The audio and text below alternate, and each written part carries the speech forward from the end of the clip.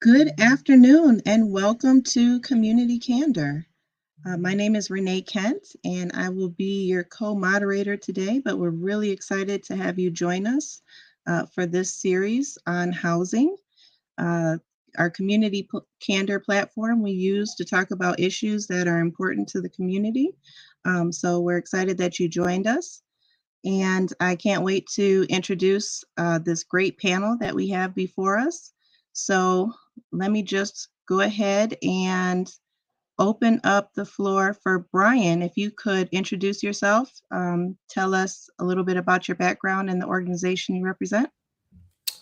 Thank you, Renee, and thank you to Communities First for having this conversation. I'm Brian Larkin.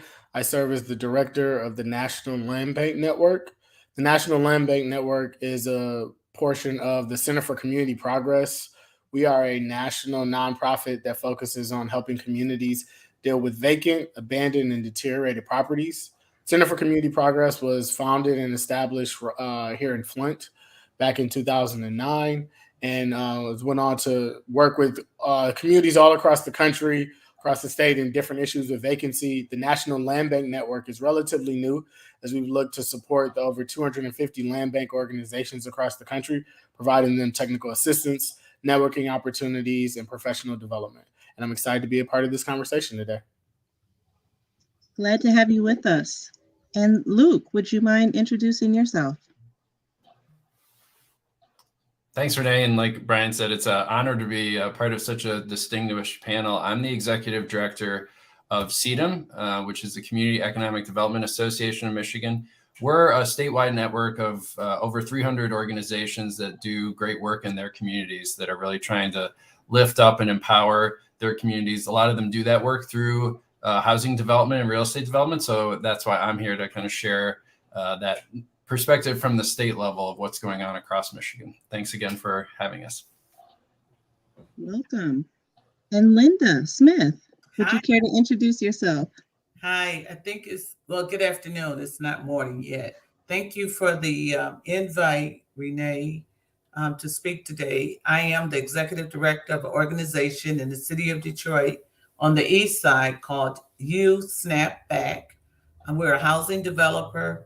We're a home buyer education counselor, counseling agency. And in our development, we've built 64 single family homes.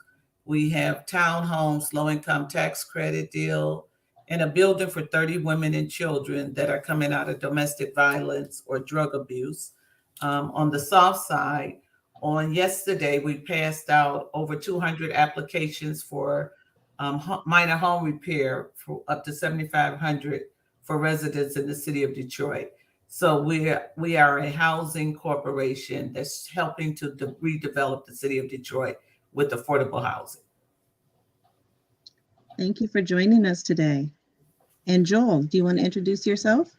Yeah, absolutely. Thanks so much. My name is Joel Arnold. I'm the Planning and Advocacy Coordinator here at Communities First. I'm a city planner, been working in this field now for several years, and I'm just very excited about this conversation today and to be co-moderating this morning with my colleague, Renee. Thank you, Joel. And I guess I should actually introduce myself. So Renee Kent, Director of Special Projects with Communities First, have a background in banking and finance, specifically related to community development across the state of Michigan and more specifically in the city of Detroit.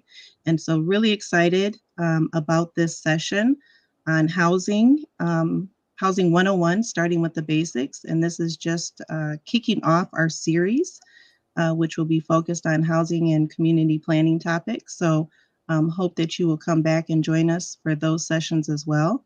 And I'll just mention a couple of housekeeping items before we get started. This is a live session, and we will be paying attention to questions and comments that come in through the chat. So if you have any questions, please feel free to plug those in. We'll be checking and make sure that those questions get answered. And we also have a survey that will be posted in the chat, and I believe it will also be streamed on the screen. So if you are tuning in during the live session or anytime afterwards, please fill that out. We want to know if this information was helpful and what other information you might want to hear about. So with that, I'll go ahead and turn the floor back over to Joel. Perfect. Thanks so much. So Renee spoke to it a little bit.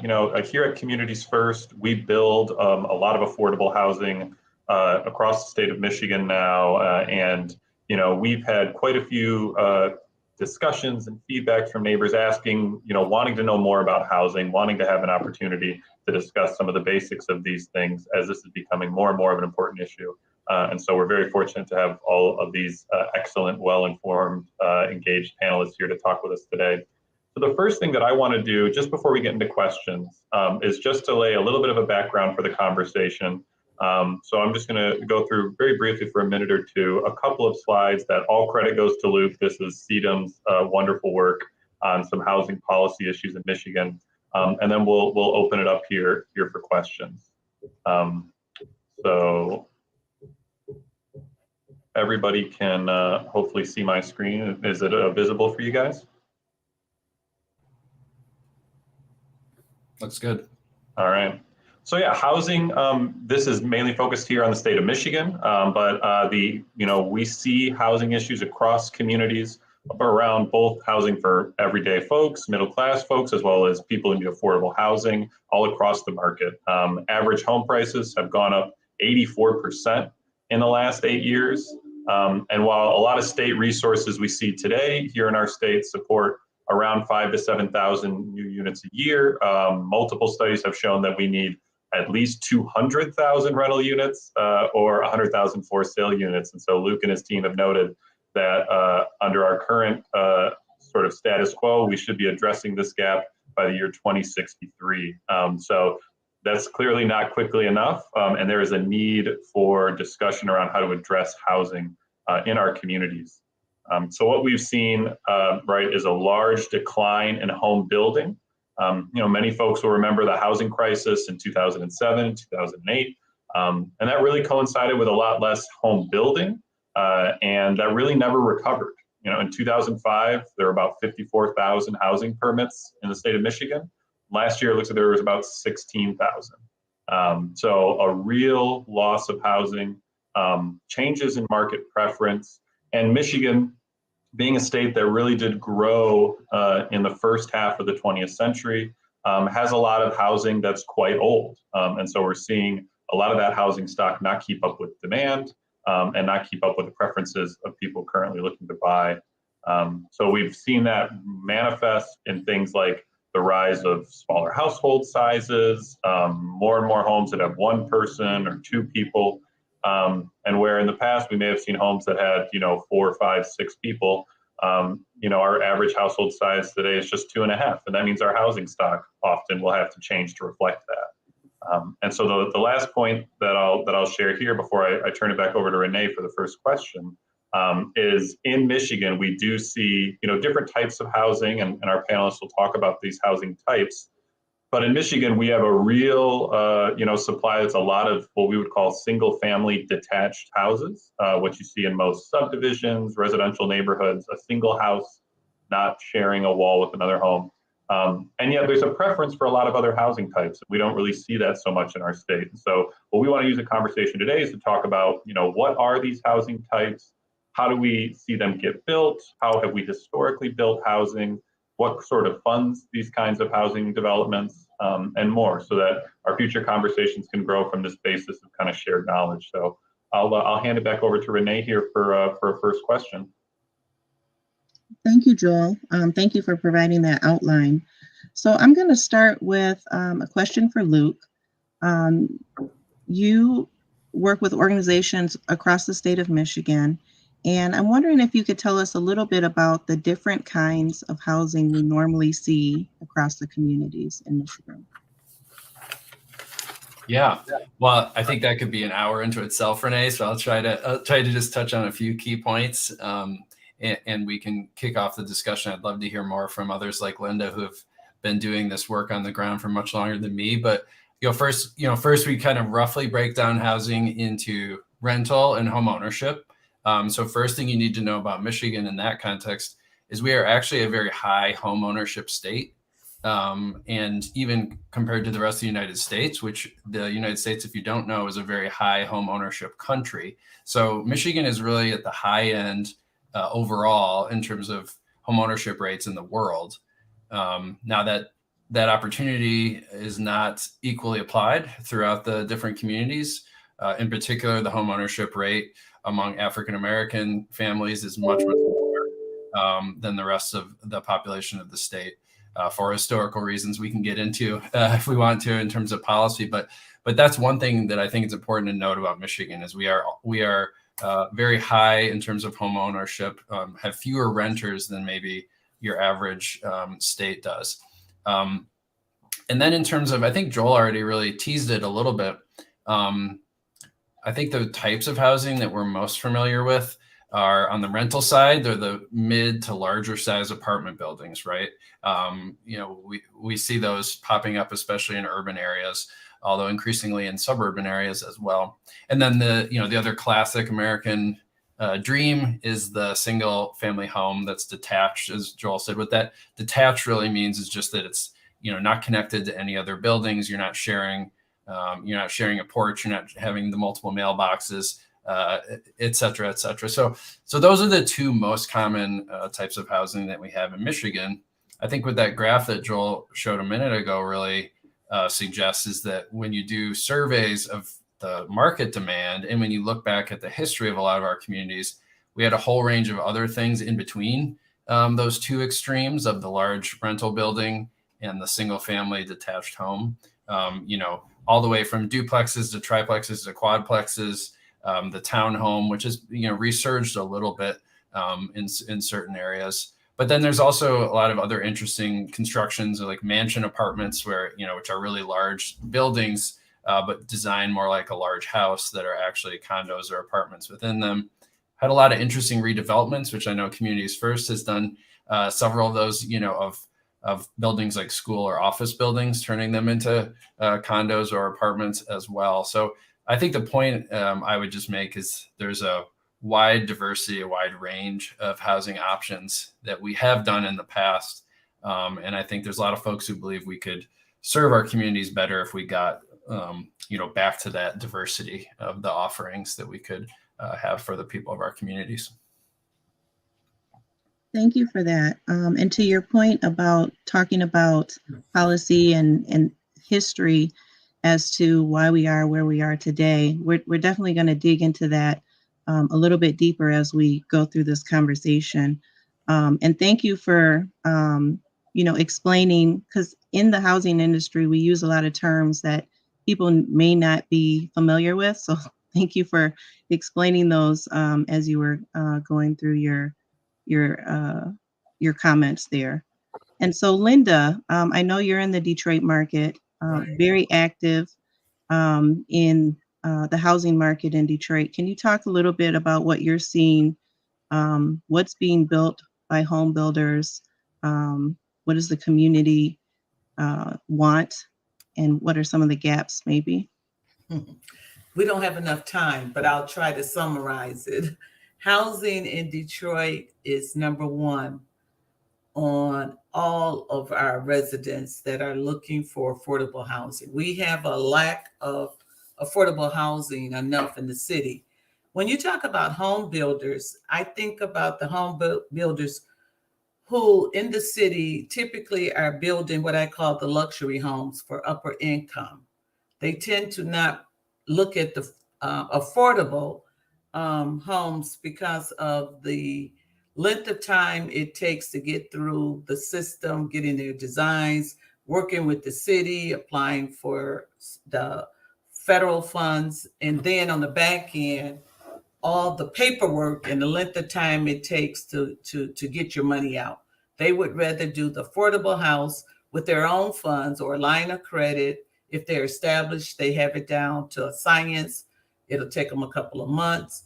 And so in the city of Detroit, what we're seeing, though, is the nonprofits, the CDCs, trying to figure out how we could take some of the abandoned homes in our community. Right now, the city will not allow single-family homes to be built because of the blight and the homes that the land bank currently have in their inventory. and then we have the shortage. So we're trying to work. I serve on several groups, committees, trying to figure this out. How can we put some of the abandoned homes back in operation in our neighborhoods? So what we're seeing is the need for affordable housing. And the luxury homes are good, but our community needs affordable. Thank you, Linda. And so you mentioned this, we talked a lot about single family housing and the abundance of single family housing throughout the state of Michigan, whether occupied, owned, rented, or blighted or vacant. Luke, can you go into some reasons why there aren't as many townhomes, duplexes, smaller apartment buildings? Yeah, well, first I'd say if you walk or drive around neighborhoods that were built, especially before World War II, you'll see a lot of examples. Often they're hidden in plain sight. That happens to me in my neighborhood. I realize, oh, that's actually a triplex. that home, I just never noticed it before. But subsequent to World War II, especially, I would say the main answer to your question, Renee, is really, around government funding and incentive structures. Our local government especially, but also our federal and state government has a lot of influence over what the market builds. People think of housing as purely a private sector thing that's just kind of going according to the rules of the market, but the government subsidies have a lot to do with it, and the government rules of the game. So many of you probably heard about zoning. I mean, that's one, that's the policy regime that your city uses to really govern what can be built. You see Joel here showing some examples of some of the buildings here in Michigan that, don't necessarily fit the extremes that we talked about earlier. These are all the different types that are there already in many of our communities and are well accepted. But like in many places, the zoning, doesn't actually allow you to build these mid-tier types of buildings. And this, I would recommend this website, missingmiddlehousing.com, that really has a lot more information about that. They really show in the gray on the two extremes there of what we have most of, which is the large apartment building and the single family home. Everything that's in orange and yellow in the middle there are things that are historically not allowed in most of our communities, or at least not supported by government subsidies. A lot of developers are influenced by what the state and the federal government have in terms of supporting development with cash or tax credits or other supports. And our government policy has really, I think, pushed many people who work in housing toward those extremes. So that's I think the main reason why we don't have much of a mixture, especially in any community that was built in the last 50 years or so. Yeah, and it probably doesn't help, especially in Michigan, in the major urban areas, the fact that we're driven by the automotive industry. So there wasn't a lot of incentive to, build walkable, dense communities, right? Because we can drive everywhere. So thank you for talking about the history related to that, Joel. Yeah, so my next question will be for Brian. At Center for Community Progress, you guys are often dealing with the legacies of construction from 100 years ago and blighted properties and vacant properties. But as you go back and look at, a lot of communities around the state, Luke touched a lot on how we see this abundance of single family detached houses or large apartment buildings. When those were originally built, were these often decisions of individual homeowners that were doing these, or were these decisions of larger entities building out full neighborhoods this way? If you could maybe just talk a little bit about that history of how housing has been built in our state and sort of the legacy that leaves us with today, both in our good housing stock and our housing stock that is blighted or vacant. Absolutely. And, a lot of it really ties together where the conversation is headed already. We've highlighted facts that show that Michigan is at the extreme in how our housing stock is, but also the great influence and great as in large, not necessarily as in quality, influence that public resources has. And the third piece is private industry, as Renee was just touching back on there. When you look at the huge portion of the economy that was represented within one primary industry, an automotive industry, when you look at the huge subsidies that went into highway creation, and if you look at the subsidies that came after the war, as Luke was saying, all of this happened at one time to build a certain community type. And at that same time, we saw these immense pressures to get less dense populations. People were trying to get away from cities. The public resources were incentivizing that. We had classism, we had racism, and all these things that I want my own space so I no longer have to deal with the impacts of others. Oh, you know what? My car is going to help drive me there because we build all the cars in the world. My roads are going to help get me there as quickly as possible because the federal government is going to incentivize highways and everything. I'm just as close to my downtown as I used to be when I lived in the neighborhood.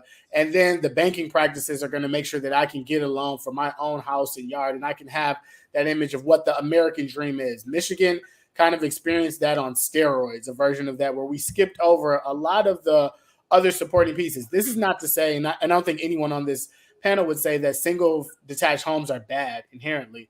So what we're saying is there is a mixture there, and you see this in many other communities throughout the country, but especially throughout the world, where you have a combination of all these pieces that come to support together. Then we didn't have that in Michigan. We kind of skipped. There was a big zoom. If you look at the city of Flint, where Communities First is headquartered, you can see as well when you look at the population of the city of Flint in the 1900s, the 1920 and 1940, they're drastically different places like that. And our housing construction followed that same need. When you look at the first planned neighborhood in the country is the Civic Park neighborhood that was planned by General Motors, which was built in the same form in which they built their cars, quickly, efficiently, getting those things done. And so you get this standard process where you don't get as much of the organic aspects when it looks at the value of walking, the value of different aspects, the value of neighbors, people moving through a life cycle within one community. We built communities that served one purpose, that served one clientele. And as a result, that single family detached home became the ideal, the marker of American success. And we did that at an expansive pace. Yeah, well, that's good. And do we see today, Brian, particular, I guess when we think about resiliency of these neighborhoods, are neighborhoods that tend to be of this one type more, do we see them being more or less resilient than neighborhoods that have this mixture of options? I know your guys' work with blighted properties would probably speak to this. Yeah, well, I mean, typically, I would say when we see our blighted neighborhoods, our blighted communities, there is a tendency to see a very similar housing type, but it wouldn't be fair if we just left it at that. Also, you see specific lending practices that extract value from those housing types. So while single family detached homes, neighborhoods that are just full of those lack some of the other pieces, that in and of itself is not enough to say, okay, in the future, this is going to be dilapidated space. But what we can say is if you systemically extract value from those places through some of your investments, through your lack of investments, through your lending practices, that aligned with a non-diverse housing structure is an absolute guarantee for areas that we're going to see disenfranchised in the future and the need in the future for strategies like land banking and other places, because the values can no longer support themselves. The diversity of housing stock is no longer attractive enough, and the communities just can't withstand. Yeah. Well, that's interesting. Yeah, I'll pass it back over to Renee to talk a little bit about, we've talked a lot about here, I think, about the past, how we got to the moment that we're in today. And I think we'd be interested to talk a little bit more about, from 2022 Michigan, where we see housing policy heading. So Renee, take it away. Yeah, thank you, Joel. And just to add to that, so we know from that presentation early on, there's certainly a demand for a diversity of housing. And we know what exists, a lack of diversity of housing. So Luke, wondering if you can talk about what the current trends are right now with new housing being built in Michigan. Well, I would go back to the the stats that Joel cited at the very beginning about the rates of construction. We're still very low compared to historical norms. And people, I mentioned earlier this feeling that people have, this is a private market, right? Shouldn't it take care of itself? We all learn in economics class in high school or college, it's supply and demand. Well, you hear there's a huge demand. Joel mentioned earlier, 300,000 units just to support the affordability needs of the current population with no growth. Why isn't the market taking care of it? Well, I think there's a few reasons in Michigan. This is happening everywhere, but I think Michigan's in a particularly bad way because we lost over half of our construction workforce in the Great Recession. And we've really never replaced that. We're an aging population. We have over half the state now in terms of geographically, not based on population, but over half of the counties in the state have more deaths than births on an annual basis now, which means our population is old and getting older in much of the state. And especially in rural areas, you see this, there just are not builders or developers. And the ones that there are, the few that do exist, they're going to focus on the higher end of the market, like Linda said earlier. And that's just natural, right? In a capitalist economy, if you're the only person doing business in your town, you're going to go for where the money is to be made. So I don't blame anyone individually, but I think what we need to do as communities is really, number one, try to get more people into that game of the construction, of the trades, and of being the developer. So we're working with a lot of partners on that, trying to recruit people to that world, train people, even, ideally people from the community who know best what that community needs. So I think that's one big thing that is happening, but not fast enough.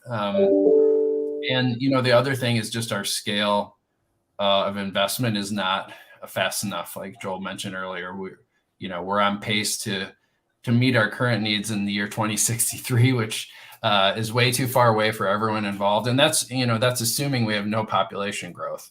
And I think there's a lot of projections that Michigan will have significant population growth due to climate change, especially, and all the wonderful fresh water, the great communities we have.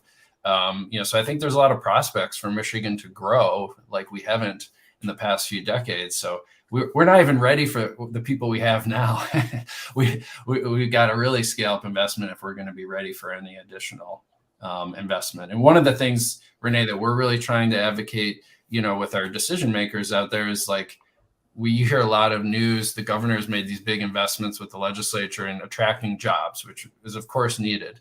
But when we're subsidizing General Motors, for example, to create several hundred new jobs, has anyone paused to think about where those people might live and where could they afford to live on the salaries that General Motors is paying? I think those are important questions that the community leaders need to be thinking about, all in tandem together, rather than just jobs here, housing here, childcare here. It all really works together.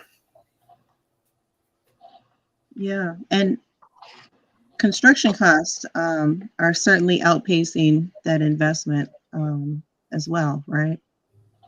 Huge. Yeah. I mean, you saw, Joel cited the stat about the price increase of homes, but Linda would know better than me, but we've seen incredible construction costs. But I really say that's a very recent thing. That's just like another problem on top of, these other problems that we talked about. It's construction costs is just broken the model. I mean, I don't know what you're seeing, Linda, but we're now estimating the last data we've seen that if you're going to build an affordable home or apartment, you're going to need upwards of $100,000 to sort of fill the gap.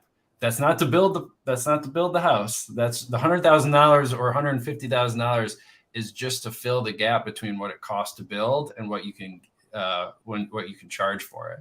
So that's each individual home. We need to find that gap of $100,000+. And so that's where we get to some really big numbers really fast when you start to add it up.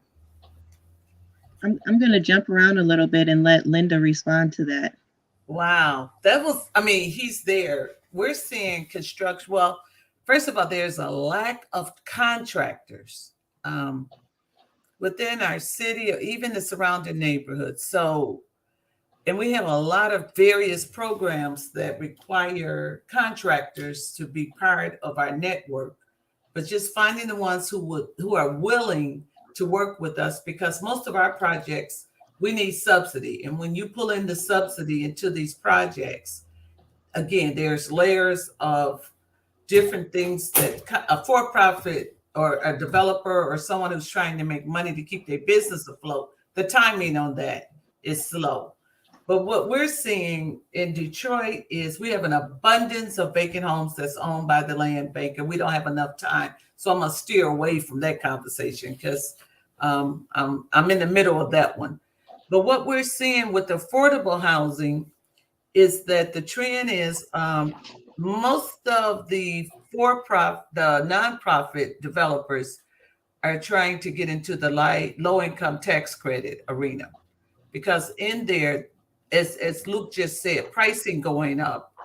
To make it affordable, it has to be less than a certain amount, 80%. So folks who make 80% of area median income can afford it. And so it's difficult to do that with just getting lines of credit on the open market, trying to build affordable, knowing that there are gaps between and down payment assistance. So the trends we're seeing is more low-income tax credit, single-family model, instead of the multi-family buildings, the single-family homes that they can do a lease purchase for roughly about 10 years. And as they're paying their monthly rent, a portion goes towards their down payment. And we're finding that that model is working in areas in Detroit very well to produce the affordable. So the trend, again, is changing. Homes are smaller. When we built the 67 homes in the neighborhood in which I serve, the thing that interests buyers was they had down payment money attached to what they had to come up with. So it made it very affordable. And so those homes were built in 2002. And so when the recession came, some of them were not able to withstand staying in their home, but some are still there. And the neighborhood has changed drastically as a result of building these homes and home ownership and people taking pride in their community. Again, I would just say subsidy is needed, and we're competing for those funds with the for-profit developers currently, and it's just not enough to spread around. So the trends right now is the need for more affordable homes in our city. And I know we're going to talk about funding later on, but since it's come up a couple of times, can you explain what you mean by subsidy? Okay. Subsidy, I'll try. Subsidy is the difference between what someone can afford. Well, it's different types of subsidy. Let me start there. When you're building the home, if construction cost is, let's just use an example, $120,000 to build the home, and the home is valued for $100,000. I'm just making up these numbers. It's appraised, and we're not talking about appraisals today. I'm assuming we didn't touch on that, but that's a big problem in the city of Detroit. And so the subsidy is needed to bridge that gap between that 120, which was the actual cost to build, and 100,000 that it sells for. So that 20 would buy down to 100,000, so we could sell it for 100,000 and not take a loss. Many years ago, I rehabbed a house, used a little over 110,000. I could only sell it for 27 because of the foreclosure. That's all it appraised for. So you see, that's a big gap. So I'll use that as an example. We spent 110 to rehab it and could only get 27,000. And that was the highest that the appraiser would go. So we lost money. If you keep doing that in housing is not for the faint. You have to have lots of skills, a lot of flexibility, and understand the market and the trends. When things start changing, how do you adapt to that? You can't do the same model because you're not going to get the same result. What will happen is you'll end up with properties that you cannot sell because, again, if your market is affordable, and we vary on what's affordable in different neighborhoods and what people can afford, but you want to make sure that you can cover your costs. So subsidy is needed to cover that gap between what it costs to develop and what you can sell it for. Thank you. Thank you for that. And I think we'll talk a little bit more about that as this conversation goes along, to help folks understand where those subsidy dollars come from and what that looks like. Um, Brian, I'd like to jump to you now and just curious, because I know you're in Flint, but you also have a lens of what happens, you know, throughout the country. Mhm. And so I'm curious what kind of trends you're seeing in the Flint market and markets like Flint with regards to new housing being built. Well, it's definitely in alignment with what Linda and Luke have laid out. If we wanted to talk about kind of what housing is happening in Flint, I mean, none other than Communities First can really show kind of what's there in the space. What I would like to state in here, though, and to really emphasize is that home building and housing is not the same as painting, where you get a blank canvas and it's whatever I want to create, I'm going to create. And so when we look out here and see what housing types are being built, it's not necessarily, oh, this is what's wanted in the spaces. It's the formula. What pieces are there to create what happens? Building on the subsidy conversation that Linda said, nationally, one of the biggest drivers in what happens with affordable housing is a tax credit known as the low income housing tax credit. That credit is structured a certain way. And so now all of a sudden, for a generation, you see private developers and for-profit developers building houses in a certain way. There are other tax credits, there are other subsidies, as Linda laid out, and ideas that are being proposed right now that still need to move forward that can shape what these things look like. There's some tax credits that look at different affordability options, different structure types that encourage different types. There are a bunch of different pieces at play there. When you look at the mortgages that the individuals can afford and what they're aligned with, it's not always directly in alignment with what their income states or what you would expect in there. So then that aligns with what I'm going to be able to build, because I'm not going to build it if you can't get approved for a mortgage. And then where I'm going to build it determines a lot of those pieces. And so what we're seeing with trends is consistent throughout. It's kind of what will the market allow? We see some, when they use the term hot markets in some other places across the country that have similar demographics to Flint, but you're seeing more construction happening. There is still a big need for affordability. There's a big need for public entities to understand the value of investing in affordability.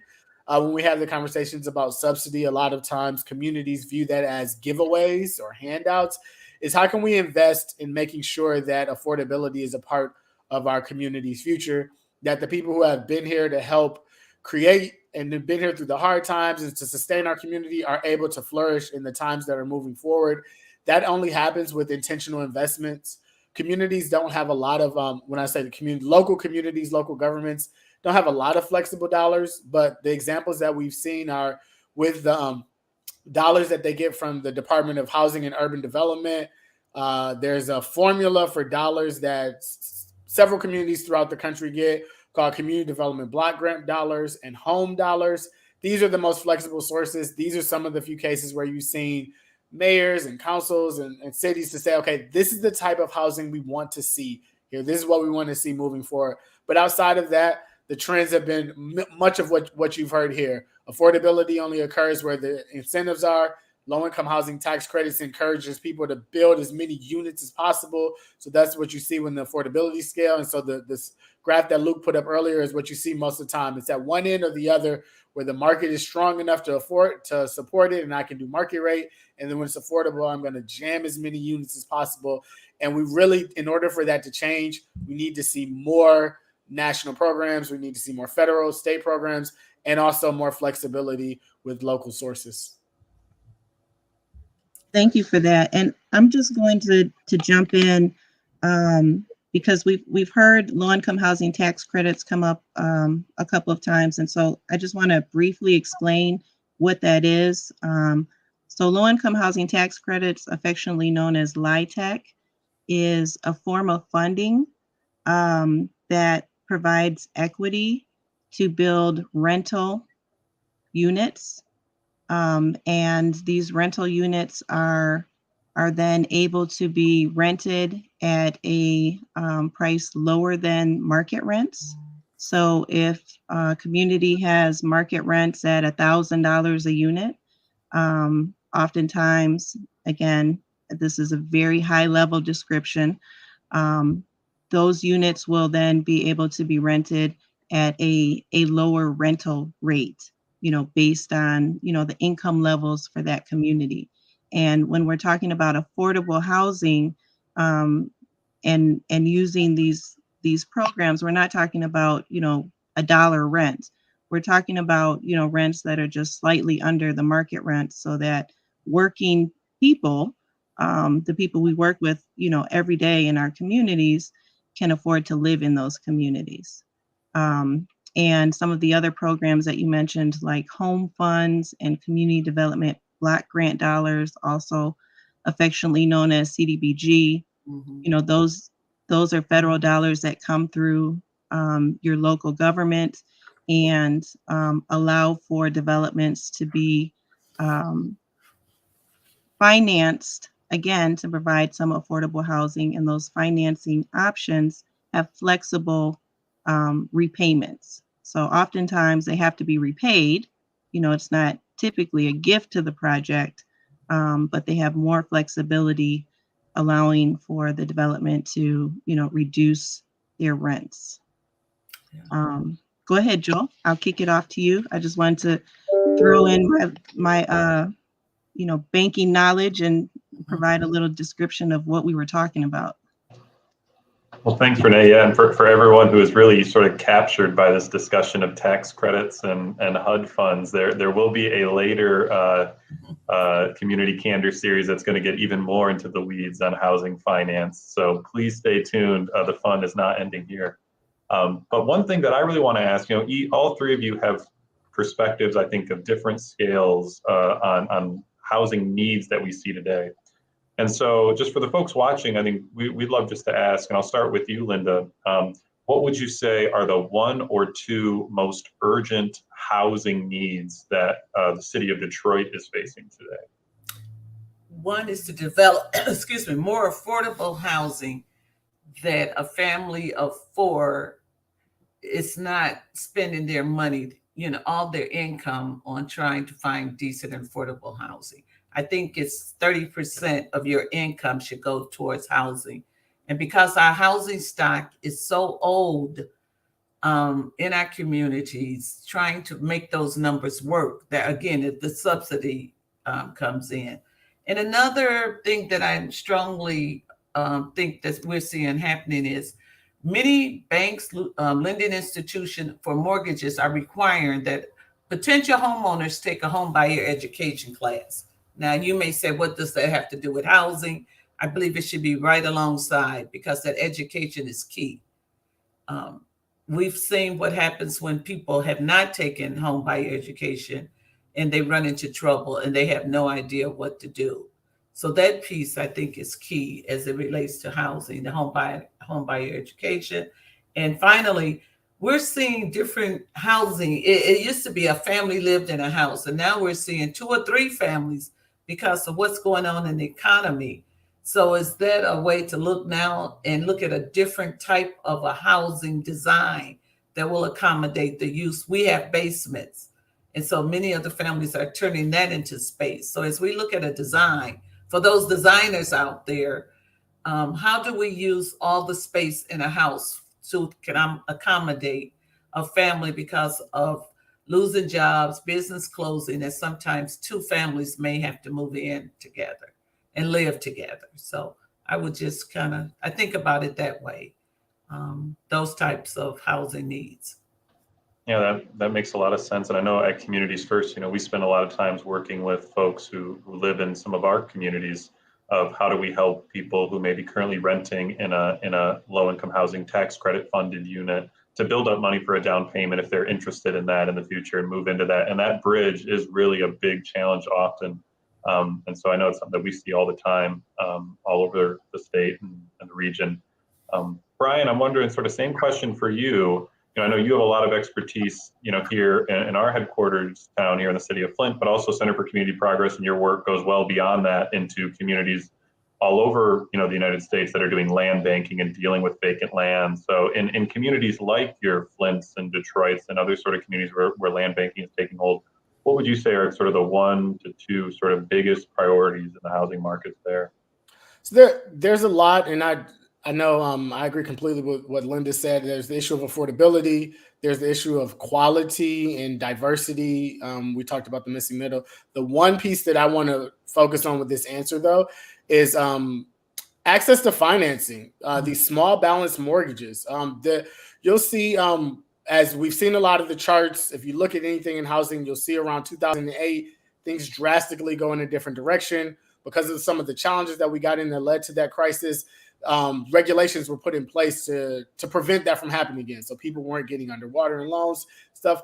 As a result, again, everyone responds to policy and responds to structure. What we've seen is banking pull out almost completely of these small mortgage places. And so when we're talking about affordability, talking about people who are working blue collar jobs, you may be a teacher, someone who's a firefighter or a nurse, you make a stable income. You live in a community, any type of community where, a home will cost less than what you're paying the rent, but you don't have a bank that's willing to finance the mortgage or to finance it at an affordable rate or to finance it without an exorbitant down payment. And so who ends up buying these properties? Cash investors, cash buyers. And we're not able to build up that home ownership, those quality stocks. You see that turnover and tenure. And so that's the case nationally speaking. Now, what's considered a small dollar amount changes from locale to locale, but it's the same in place. When you look at your national mortgage originators, they are shying away from this space because it is not cost incentive. There are a lot of structured and fees and pieces that they have in place where for your certain larger banks, if they're going to do a mortgage for $500,000 or $50,000, there's some fixed cost in there. And so they're shying away from that. And we're losing a whole generation of people to become first-time homeowners. And it's shaping what the housing stock looks like moving forward. So there really needs to be conversations around what it takes to finance these products. So you have your snapbacks who are able to put the product out there and the families are able to come in there, get a mortgage and make it a home. Yeah. Yeah, and then Luke, this sort of the same question for you here, and from a Michigan perspective, we know Michigan has incredibly diverse community types, different markets, everything from very expensive markets all the way to markets with a ton of vacancy in the housing stock. But what would you say are probably the 1 or 2 biggest issues or challenges or priorities for broader housing policy across the state of Michigan? One word: leadership. And that's at the state and the local community level. We have a lot of community organizations like You Snapback and Communities First that have done their best, but I think that needs to come from the top of the governmental structure as well. We don't have, I would say, a lot of city leadership in most cities across the state that is really focused on affordable housing as a huge priority and making investments there. That can be as simple as Brian sort of touched on this earlier, modernizing the zoning ordinance that sets the rules of what can be built. Most of our zoning ordinances were copied and pasted from another towns back in the 40s or 50s. And I would defy anyone to tell me that the housing market in their community is the same as it was in 1943. You got to update the rules to update with reality, right? So I will say, if people are interested in that, I'm working on a statewide project. We're coming out with a report called Modernize Your Zoning to really support affordable housing. That'll be coming out next month. So I'm happy to share that with anyone who's interested. It's going to give kind of 15 simple steps that any city can do. And then at the state level, leadership, like Ohio, which, is a more conservative state than us politically, they invest about $75 million every year into a flexible housing trust fund that's used to fill those gaps that Linda was talking about, to provide that subsidy. Michigan has a similar fund. The last time we invested a single dollar in it was 2013. So it's been almost 10 years since we've done everything. So that's $750 million that Ohio has spent in the last 10 years on that at the state level. We've spent zero. And that's really continuing the trend that's been throughout my lifetime in the state of Michigan. We really don't spend state dollars on housing, and it's long overdue.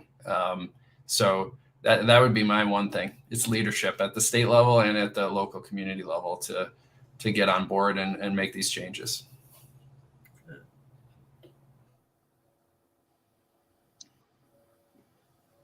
Thank you, Luke. So I'll just jump in really briefly and just say I appreciate you saying that. And you know, one of the hopes from this session is that from hearing about housing and understanding the history of it, the trends and the needs in your community, you'll be well equipped to support these initiatives that Luke mentioned in getting the attention of leadership, because that's how we get policy in place, and that's how we get change and attention to funding for the needs in our community, is by the community, reaching out to leadership and saying, this is what we want, this is what we need, and supporting the work of organizations like CEDAM, which are putting forth policy changes and recommendations all the time. So thank you for sharing that.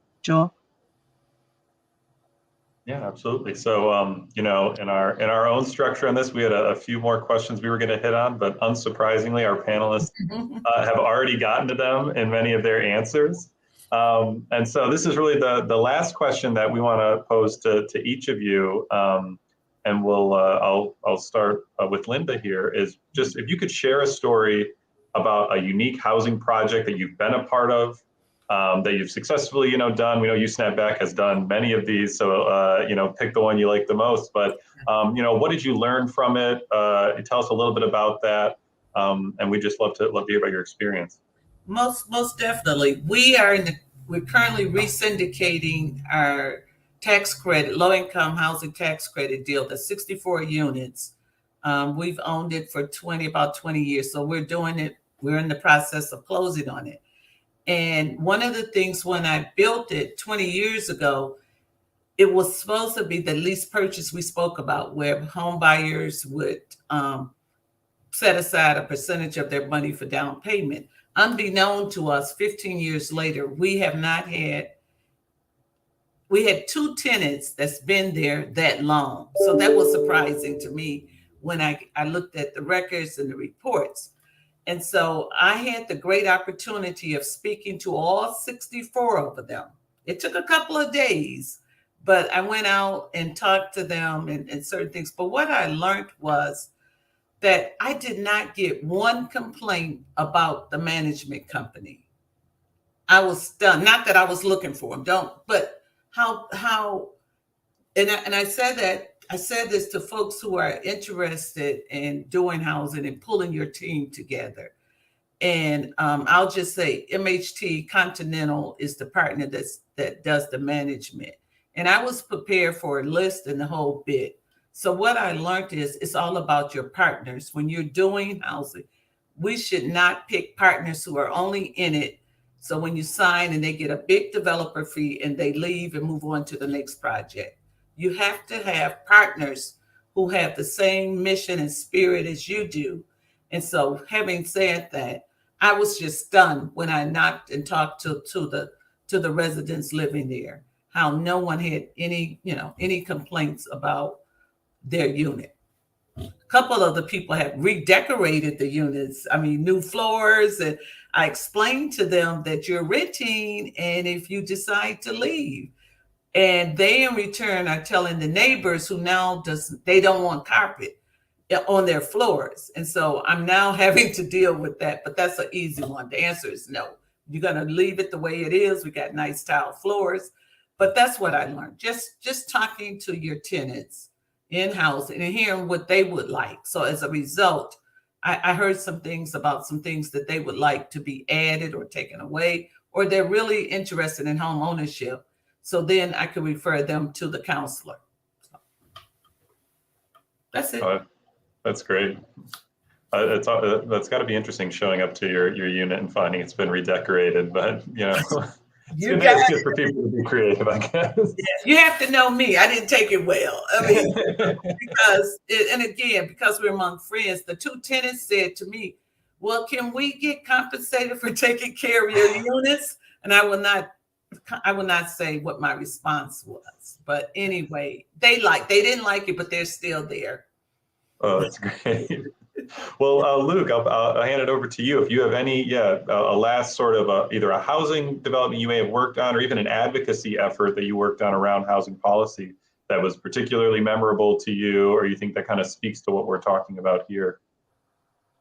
Well, two things. I just put in the chat, there's a project in Traverse City that's being built right now that this was a new thing for me because my family, we decided to spend some of our personal savings and become housing investors. And so this is kind of a newer, well, it's one of those things, everything old is new again, right? It's, you know, sort of a co-op model, cooperative model of housing, but using crowdfunding, which many of you have probably seen for, you know, small donors where you're, you know, doing a fundraiser for a band or a friend or, you know, a charity. But this is to actually become an investor in a housing development that's going to have, you know, some office space, some affordable housing units, also some a coffee shop, etc. So I put the link in there. It's called Common Grounds in Traverse City. I really hope there become more and more of these across Michigan because I think a lot of people would like to become investors in their community. Then at the state level, I would just say Lynn and I have both been involved. Michigan's developing its first ever state housing plan to try to tackle some of these challenges that we've talked about. So Lynn and I have both been involved in that. That'll be announced the first week of May, Michigan's first ever state housing plan. So I think there should be a lot of opportunities for interested folks in your communities to get involved with helping make that a reality. So I would say look out for that. And Luke, I just want to clarify, you said this is Michigan's first ever state housing plan? To my knowledge. Wow. Yeah. That's you wonder why we're behind, right? I mean, but well, that's great. And yeah, last, you know, to close it out here, Brian, if you have any housing project or development that you had worked on that you find particularly memorable, you know, please do share. Well, you know, I've been in the background supporting projects and working as a partner in different spaces, but those that get me most excited are the ones that are looking forward. I think in a lot of what we see when we're talking about our real estate market and housing is looking, okay, well, what's possible, what's being done, but where do we want our communities to go forth? And two that come to mind is work around live work type spaces. Live work spaces are, it's a cool word that we're using now, and it sounds like, you know, cutting edge. It is how our communities were built. You know, living and working, owning a shop and having a place above it. It connects this full entirety of what it means to be a part of a community. You need to, you're making a living, you're contributing to the economy, you're employing people, but you're also living and residing. So as we get more of those spaces, we get a greater tie-in. I think what we saw at the in the previous generation at the end of the war and great suburbanization is this separation of everything. You had your workplace, you had your other, and bringing those together so we really understand the importance that our community makes. So a lot of the live work projects that we've seen completed throughout Flint and other places over the time have really been exciting to me. I hope that they kind of build and start helping build these larger senses of place and community. And another trend that's happening throughout the country I think makes a lot of sense are community land trusts. And so in those places where you're looking at a different model in ownership, look, what Luke was mentioning before about having ownership and investment, this is a different model in that you kind of lease the land and it ensures that the next person who's able to live there is permanent affordable. There's different models, and not here to really break down for what other type of model. What I really like about that is if you have the foresight to say, hey, affordability is an issue when we get these other things together, putting those infrastructures in place so you can be affordable forever. So if you're in a market that's not considered hot at the time, what mechanisms do you have in place that when you're successful and when there's more attraction and when the economy moves forward, how are you able to support affordability in that market? Thinking about those things in advance. And so doing the things now that people are saying, well, why are you doing that? We don't need that. So then when the need becomes in place, you have an infrastructure that supports the type of community that you want to enhance, and there are a diversity of people, types, and places.